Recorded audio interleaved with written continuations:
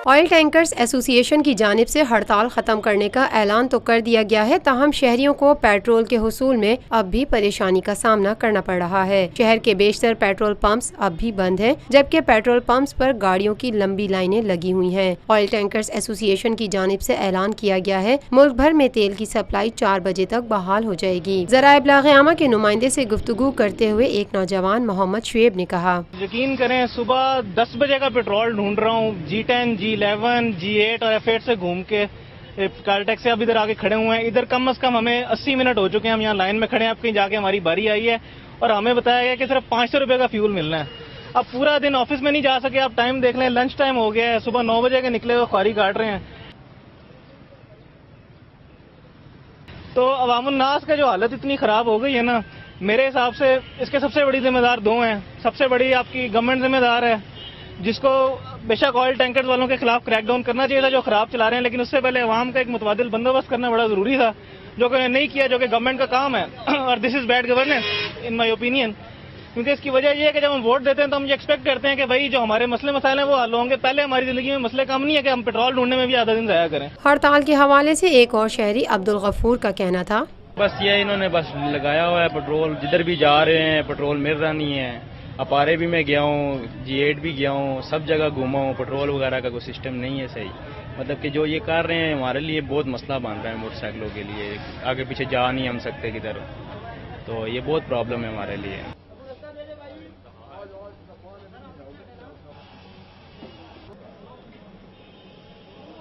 Action लेना चाहिए इसको। चलो ठीक है, पेट्रोल अगर महंगाई करते हैं उसमें कोई मसला नहीं, पर होना तो चाहिए ना पेट्रोल।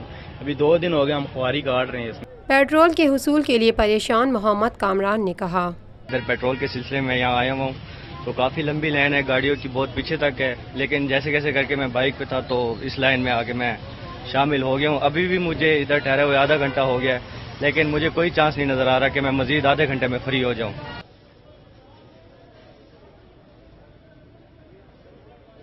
बिल्कुल गवर्नमेंट को चाहिए इसका पर एक्शन लिए। दूसरा दिन है यही हाल है, इस तरह तो नहीं चलेगा काम।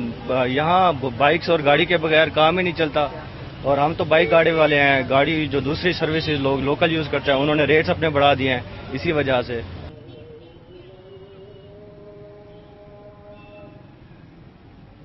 रूफी पर्ल सिटी स्कीम 33 की प्राइम तरीन लोकेशन पर M9 इंटरचेंज के साथ मेमार मोड़ के सामने और मेमन हाउसिंग सोसाइटी के दरमियान। गुज़िश्ता 50 सालों से आपका एतमाद लिए रूफी प्रॉपर्टीज आपके लिए लाए हैं वही मयार, रूफी पर्ल सिटी।